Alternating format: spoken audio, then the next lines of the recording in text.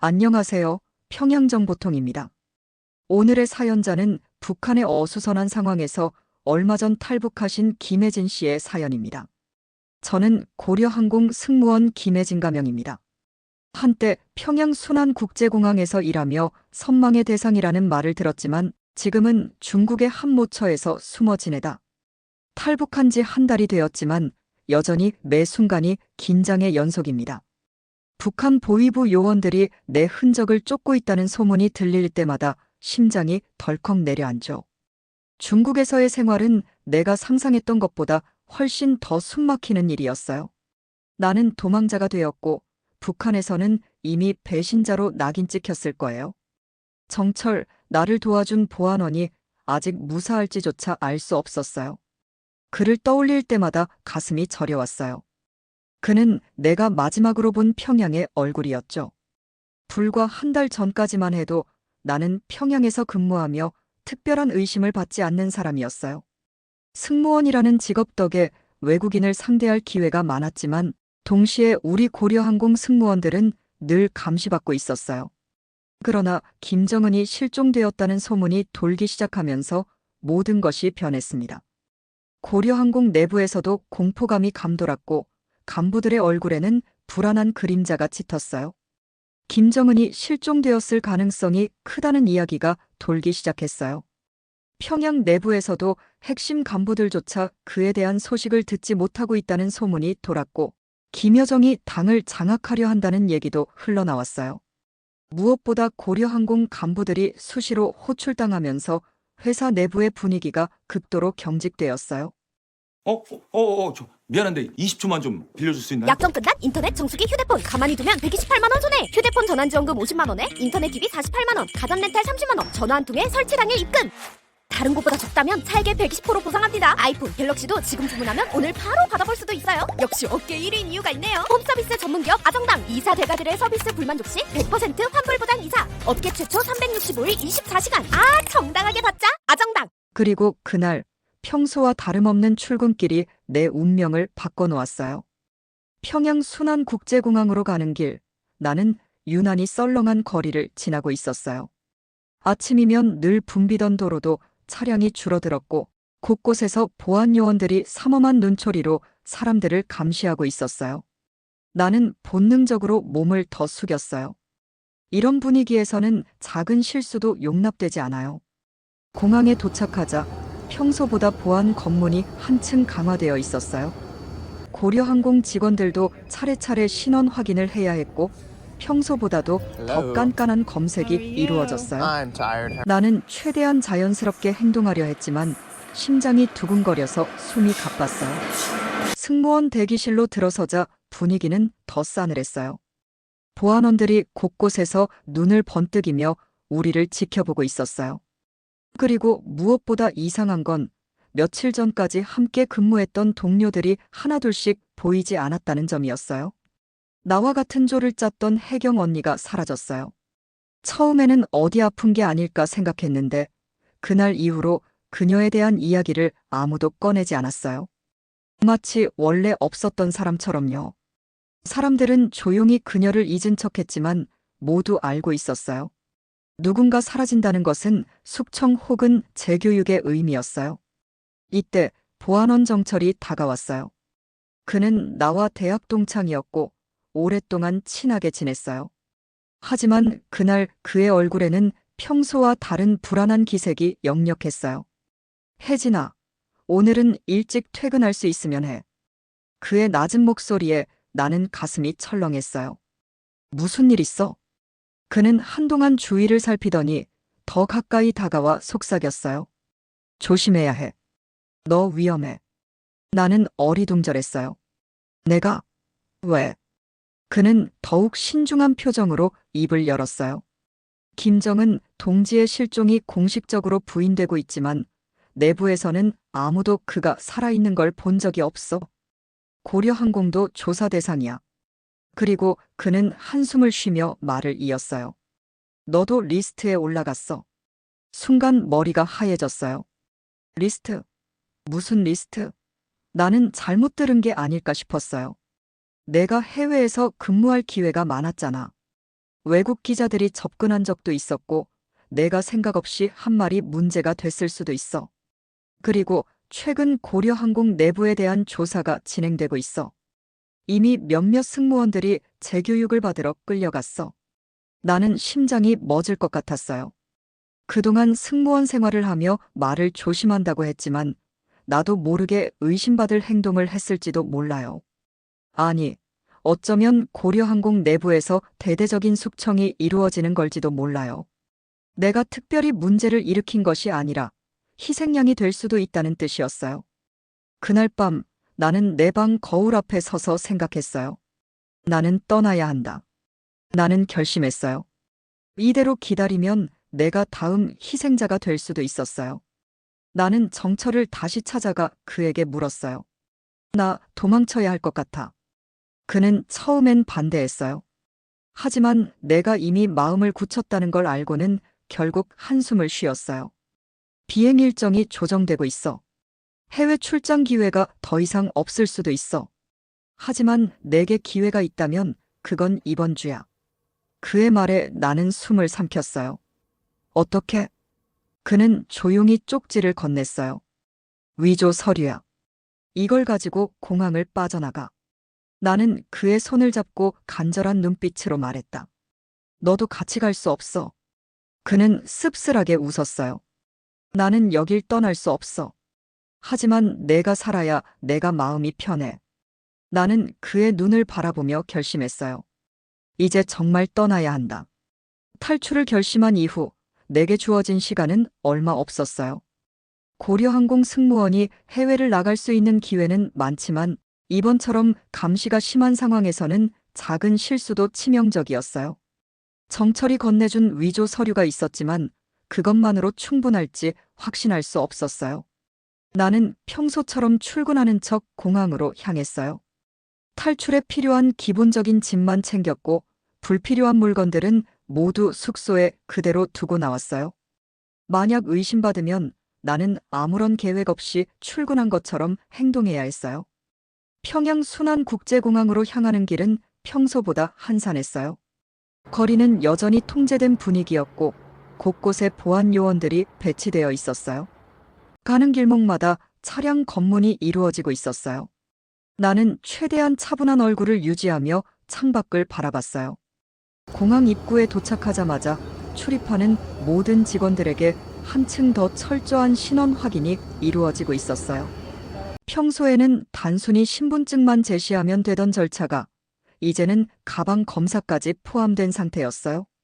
나는 심호흡을 하며 내 차례를 기다렸어요. 김혜진 동무, 짐을 열어보시오. 보안 요원의 목소리는 평소보다 냉정했어요. 나는 가방을 조심스럽게 열었어요. 그는 내 여권을 확인한 뒤 유심히 얼굴을 살폈어요. 뭔가 이상한 느낌이 들었어요. 출국 일정이 갑자기 생겼군. 보안 요원이 의미심장하게 말했어요. 나는 고개를 끄덕이며 최대한 자연스럽게 대답했어요. 네, 간부 지시로 급히 결정되었습니다. 그는 한참 동안 내 신분증과 서류를 살피더니 천천히 돌려주었어요. 조심해서 다녀오시오. 나는 서류를 받아들고 아무렇지 않은 척 걸어 나왔어요. 하지만 등에는 식은땀이 흘렀어요. 한 걸음 한 걸음이 무겁게 느껴졌어요. 보안 검색대를 통과한 후 나는 대기실로 향했어요. 하지만 내 이름이 불리는 순간 모든 것이 멈추는 것 같았어요. 김혜진 동무, 잠깐만요. 보위부 요원 한 명이 내 앞에 서 있었어요. 나는 속으로 비명을 질렀어요. 그는 내 여권을 다시 확인하며 눈을 좁혔어요. 급하게 출국하게 되었군요. 특별한 지시는 없었소? 나는 침착한 표정을 유지하며 고개를 끄덕였어요.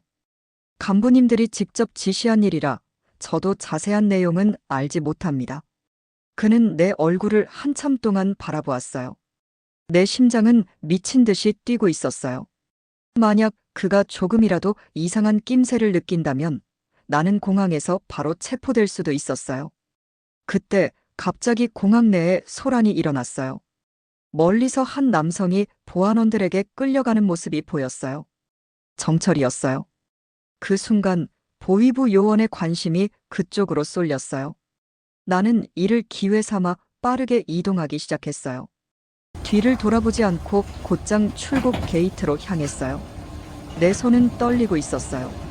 탑승 게이트를 지나 비행기 안으로 들어선 순간 나는 가슴을 쓸어내렸어요. 자리에 앉자마자 창밖을 바라봤어요. 정철이 끌려가는 모습이 계속해서 머릿속에 맴돌았어요. 나는 그가 나를 살리기 위해 일부러 소란을 일으켰다는 걸 알고 있었어요. 비행기가 이륙하자마자 나는 눈을 감고 간절히 기도했어요. 무사히 중국에 도착할 수 있기를. 그리고 정철이 살아남기를. 비행기가 착륙하는 순간 내 심장은 다시 거칠게 뛰기 시작했어요. 나는 중국 공항의 활주로를 바라보며 깊은 숨을 들이마셨어요. 북한을 떠나온 것이 실감이 나지 않았어요. 하지만 아직 끝난 것이 아니었어요. 이곳은 안전한 곳이 아니었고 조금이라도 방심하면 다시 북한으로 끌려갈 위험이 도사리고 있었어요. 기내 방송이 도착을 알리고 승객들이 하나둘 일어서기 시작했어요. 나도 천천히 짐을 챙겼어요. 다리를 움직일 때마다 긴장감이 몰려왔어요. 공항에서 문제가 생기면 어떡하지? 내 머릿속에는 수많은 최악의 시나리오가 스쳐 지나갔어요. 입국 심사대까지 가는 짧은 거리가 너무나 길게 느껴졌어요. 심사대에는 몇 명의 중국 경찰이 서 있었고 그들 중 일부는 유난히 날카로운 눈빛으로 승객들을 지켜보고 있었어요. 나는 최대한 침착한 표정을 유지하며 줄을 섰어요. 드디어 내 차례가 되었어요. 심사관이 내 여권을 확인하며 짧게 질문했어요. 어디서 오셨습니까? 나는 정철이 가르쳐준 대로 최대한 차분하게 대답했어요. 평양에서 왔습니다. 그 순간 심사관이 내 여권을 한참 동안 들여다보더니 무전기로 무언가를 말하기 시작했어요. 순간 등골이 오싹했어요. 심장이 터질 듯 뛰었어요. 혹시라도 보위부에서 나에 대한 정보를 중국 당국에 전달했다면 나는 이곳에서 바로 체포될 수도 있었어요. 잠시만 기다려주세요. 심사관은 내 여권을 든 채 자리를 떠났어요. 나는 손에 힘을 주며 주변을 살폈어요. 공항 안은 한산했지만 유독 내 쪽을 신경 쓰는 듯한 경비들이 눈에 띄었어요. 도망칠 수도 없었어요. 도망치려 한다면 그것이 오히려 나를 더 위험에 빠뜨릴 것이었어요. 몇 분 후 심사관이 돌아왔어요. 그는 내 여권을 건네주며 짧게 말했다. 가도 좋습니다. 나는 최대한 자연스럽게 걸어 나왔어요. 하지만 그 순간에도 뒤에서 누군가가 나를 주시하고 있다는 느낌을 지울 수 없었어요. 짐을 찾아 공항 출구로 이동하는 동안 나는 계속해서 주변을 살폈어요. 낯선 남자들이 내 주변을 서성거리는 느낌이 들었어요. 그들이 보위부 요원인지 단순한 승객인지 알 수 없었어요. 하지만 나는 한 가지 확신할 수 있었어요. 이곳은 결코 안전하지 않다는 것. 갑자기 뒤에서 누군가 내 이름을 불렀어요. 김혜진 동무. 심장이 철렁 내려앉았어요. 나는 천천히 고개를 돌렸어요. 한 남자가 내 앞에 서 있었어요. 낯선 얼굴이었지만 북한 억양이 묻어 있었어요. 평양에서 온 분 맞죠? 나는 본능적으로 거짓말을 해야 한다고 생각했어요. 하지만 입술이 바짝 말라왔다. 그는 서류 가방을 들고 있었고 무언가를 주머니에서 꺼냈어요. 그것은 평양의 한 기관에서 사용하는 신분증이었어요. 그는 북한 보위부 요원이었다. 도망쳐야 한다. 나는 순간적으로 결정을 내렸어요. 지금 이 순간 도망치지 않으면 다시는 기회가 없을 거예요. 잘못 보셨습니다. 나는 짧게 말하고 뒤돌아섰어요. 동시에 빠르게 걸음을 옮기기 시작했어요. 하지만 그가 뒤따라오고 있다는 느낌이 들었어요. 공항 안은 너무나 넓었고 숨을 곳도 마땅치 않았어요. 나는 최대한 평정심을 유지하며 화장실 쪽으로 방향을 틀었어요. 화장실에 들어가자마자 문을 닫고 가장 안쪽 칸으로 몸을 숨겼어요. 숨을 죽이고 가쁜 숨을 몰아쉬었어요. 하지만 발소리가 다가오는 소리가 들렸어요. 그가 나를 쫓아온 것이다. 나는 조심스럽게 핸드폰을 꺼냈어요. 정철이 연결해준 연락망이 있었어요. 나는 손이 떨리는 와중에도 메시지를 보냈어요. 위험, 공항, 보이부 요원. 몇 초 후 답장이 왔어요. 출구 3번 빠르게 이동. 나는 화장실에서 나와 최대한 자연스럽게 걸어 나왔어요. 하지만 그 남자는 여전히 주변을 서성이고 있었어요. 나는 숨을 참고 걸음을 빨리 했다. 출구 3번이 가까워질수록 주변 공기가 더욱 무겁게 느껴졌어요. 드디어 출구가 보였어요. 그리고 그곳에서 나를 기다리고 있는 한 남자가 보였어요. 그는 선글라스를 끼고 있었지만 내게 손짓을 하며 가까이 오라고 했어요. 나는 속으로 기도하며 마지막 힘을 다해 출구로 달려갔어요. 그 남자는 내 팔을 잡고 말했어요. 늦었어요. 빨리 갑시다. 나는 마침내 중국 공항을 빠져나왔어요. 하지만 이 모든 것이 끝난 것이 아니었어요. 나는 여전히 쫓기는 신세였고 중국에서도 북한의 그림자는 여전히 나를 따라다니고 있었어요.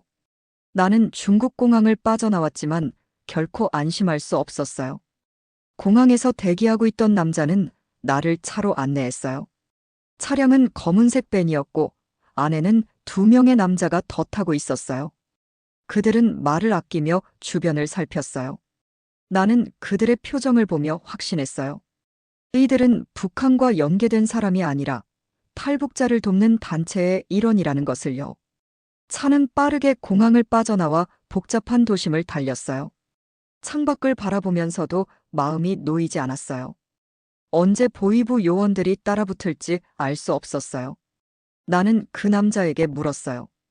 어디로 가는 거죠? 운전하던 남자가 짧게 대답했어요. 안전한 곳으로 갑니다. 그 말을 듣고도 긴장을 늦출 수 없었어요. 북한 보위부는 이미 중국 내에 수많은 정보원을 배치하고 있었어요. 특히 탈북자를 색출하는 공작원들은 중국 공안과 협력하여 도망친 사람들을 다시 북한으로 끌고 가고 있었어요. 나는 이제부터 북한뿐만 아니라 중국에서도 숨어야 하는 신세가 되었어요. 차는 도시를 벗어나 한 외곽 지역으로 향했어요. 좁은 골목을 돌아 들어가자 허름한 건물 하나가 나타났어요. 우리는 조용히 그곳으로 들어갔어요. 안에는 이미 몇 명의 탈북자들이 머물고 있었어요. 나는 작은 방 하나를 배정받았어요. 처음으로 안도의 한숨을 내쉬었어요. 하지만 마음 한구석에는 여전히 불안함이 자리 잡고 있었어요. 탈북단체의 한 관계자가 내게 말했어요. 여기서 오래 머물 수는 없습니다. 보위부가 당신을 찾고 있다는 정보가 들어왔어요. 나는 숨을 들이마셨다. 그럼 어떻게 해야 하죠? 그는 조용히 지도를 펼쳤어요. 우리는 당신을 안전한 루트를 통해 이동시킬 겁니다. 하지만 위험이 따를 거예요. 나는 깊이 고개를 끄덕였어요. 이미 돌아갈 수 없는 길을 걸어왔어요. 이제는 살아남기 위해 싸워야 하는 상황이었어요. 중국에서의 도피 생활은 생각보다 훨씬 더 가혹했어요. 낮에는 절대 밖으로 나갈 수 없었고 밤이 되어서야 제한된 이동이 가능했어요. 나는 매일같이 창문 너머를 살피며 누군가 나를 감시하고 있지는 않은지 확인했어요. 어느 날 같은 은신처에 있던 한 탈북자가 사라졌어요. 단체 관계자는 조용히 말했다.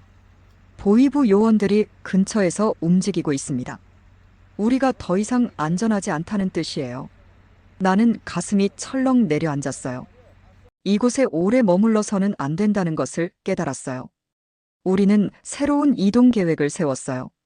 그날 밤 나는 2명의 다른 탈북자들과 함께 작은 차량에 몸을 실었어요. 목적지는 중국 남부 지역 그리고 거기서 다시 동남아로 넘어가는 것이었어요. 하지만 이동 도중 검문소를 만났어요. 중국 공안이 차량을 하나씩 세우고 신분 검사를 하고 있었어요. 나는 옷깃을 단단히 여미고 고개를 숙였어요. 공안이 차량 옆으로 다가왔어요. 운전자는 침착하게 가짜 신분증을 건넸어요. 하지만 공안은 서류를 살펴보더니 무전기를 들었어요. 그 순간 나는 심장이 멎는 줄 알았어요. 여기서 잡히면 끝이다. 공안은 몇 마디를 주고받더니 우리를 한동안 바라보다가 손짓으로 보내주었어요. 나는 안도의 한숨을 쉬었어요. 하지만 그 순간부터 더 이상 안전한 곳은 없다는 것을 깨달았어요. 검문소를 지나 도착한 또 다른 은신처에서 나는 다시 한번 고민했어요. 과연 내가 끝까지 갈 수 있을까? 한국까지 도착할 수 있을까? 만약 중간에 잡힌다면 나는 다시 북한으로 끌려가 끔찍한 고문을 받을 것이었어요. 하지만 나는 포기할 수 없었어요. 여기까지 왔다면 반드시 살아남아야 한다. 나는 다시 배낭을 챙기고 다음 목적지를 향해 떠날 준비를 했어요.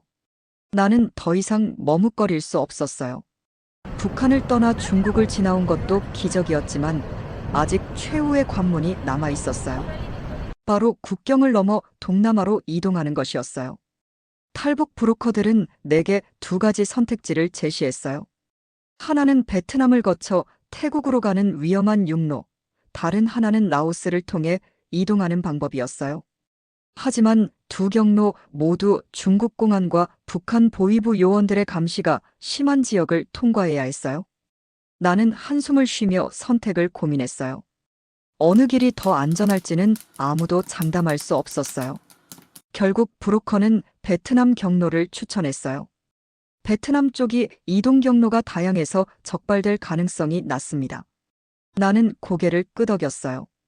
이제 남은 건 용기뿐이었어요. 이동 당일, 우리는 새벽에 출발했어요. 중국 남부의 작은 마을에서 나는 3명의 탈북자들과 함께 트럭 짐칸에 몸을 숨겼어요. 짐칸은 어두웠고 차량이 덜컹거릴 때마다 몸이 이리저리 흔들렸어요. 나는 몸을 최대한 웅크린 채 조용히 숨을 죽였어요. 하지만 문제는 국경이었어요. 중국과 베트남 국경은 수많은 감시 카메라와 검문소로 뒤덮여 있었어요. 우리는 위조된 신분증을 가지고 있었지만 중국 공안이 서류를 조금만 더 자세히 살펴본다면 그대로 체포될 것이었어요. 트럭이 멈추었어요. 우리는 모두 긴장한 채 숨을 죽였어요. 운전사가 공안과 대화를 나누는 소리가 들려왔어요. 무슨 화물인가? 농산물입니다. 광저우에서 보내는 물품이에요. 공안이 트럭을 두드리는 소리가 들렸어요. 나는 심장이 멎을 것 같았어요. 혹시 짐칸을 열어 확인하면 우리는 그대로 잡혀서 북한으로 송환될 것이었어요. 몇 초 후 공안이 다시 물었어요. 트럭을 열어봐. 운전사가 망설였어요. 지금 열면 물품이 손상될 수 있습니다. 공안은 한동안 고민하다가 무전기를 집어들었어요. 기다려. 상부에 확인해보겠다. 그 순간 트럭이 출발했어요. 나는 안도의 한숨을 쉬었어요. 우리는 통과했어요. 하지만 아직 완전히 벗어난 것이 아니었어요. 국경을 넘자마자 우리는 트럭에서 내려 밀림으로 들어갔어요. 이제는 걸어서 이동해야 했어요. 밀림은 어두웠고 길을 잃기 쉬운 곳이었어요. 브로커는 절대 소리 내지 마세요. 공안이 쫓아올 수도 있습니다. 라고 신신당부했어요. 우리는 조용히 숲속을 걸었어요. 발소리조차 들리지 않게 조심했어요. 하지만 갑자기 저 멀리서 손전등 불빛이 보였어요. 공안이 우리를 추적하고 있었어요. 숨어. 나는 급히 바닥에 엎드렸어요. 풀숲이 내 몸을 감싸고 있었지만 심장은 미친 듯이 뛰고 있었어요. 한참 동안 숨을 죽이고 기다렸어요. 공안들은 우리의 흔적을 찾으려 했지만 다행히 방향을 틀고 다른 쪽으로 이동했어요. 우리는 다시 조심스럽게 길을 떠났어요. 이제 정말 베트남 영토로 들어왔어요. 하지만 여전히 긴장을 풀 수 없었어요. 베트남 경찰들도 중국과 협력하여 탈북자들을 체포하는 경우가 많았어요. 베트남에서 다시 태국으로 이동해야 했어요. 이번에는 작은 배를 타고 강을 건너야 했어요. 미립국 브로커가 우리를 작은 나루터로 안내했어요. 강은 조용했지만 주변에 경찰이 있을 가능성이 높았어요. 나는 배에 몸을 실었어요. 작은 모터보트가 조용히 강을 건너기 시작했어요. 그 순간 저 멀리서 보트 몇 척이 다가오는 것이 보였어요. 베트남 경찰이었다. 브로커가 다급히 소리쳤어요. 몸을 숙이세요. 나는 몸을 최대한 낮췄어요. 보트는 빠르게 강을 건넜어요. 하지만 경찰 보트가 우리를 발견하고 속도를 높였어요. 쏴! 갑자기 총성이 울렸어요. 나는 놀라 몸을 움츠렸어요. 경찰들은 위협 사격을 하며 우리를 멈추려 했어요. 브로커는 필사적으로 보트를 몰았어요. 그리고 마침내 우리는 태국 영토로 넘어왔어요. 경찰 보트는 더 이상 추격하지 않았어요. 나는 무릎을 꿇고 강을 바라봤어요. 나는 해냈다. 태국에 도착한 후 우리는 탈북자를 돕는 인권단체의 도움을 받을 수 있었어요. 나는 처음으로 깨끗한 방에서 쉴 수 있었어요. 하지만 여전히 실감이 나지 않았어요. 며칠 후 나는 태국 경찰의 보호 아래 대한민국 대사관으로 이동할 수 있었어요. 대사관 앞에 도착했을 때 나는 하늘을 올려다봤어요. 이제 정말 북한으로 돌아가지 않는다. 나는 문을 두드렸어요. 그리고 문이 열리는 순간 나는 드디어 자유를 얻었다는 것을 실감했어요. 며칠 뒤 나는 비행기에 올랐어요. 이번 비행기는 고려항공이 아니라 남한으로 가는 항공편이었어요. 창밖으로 태국의 공항이 멀어지는 걸 보며 다시는 이 길을 거꾸로 가지 않겠다고 다짐했어요. 비행기 안에서 나는 처음으로 깊은 잠에 들었어요.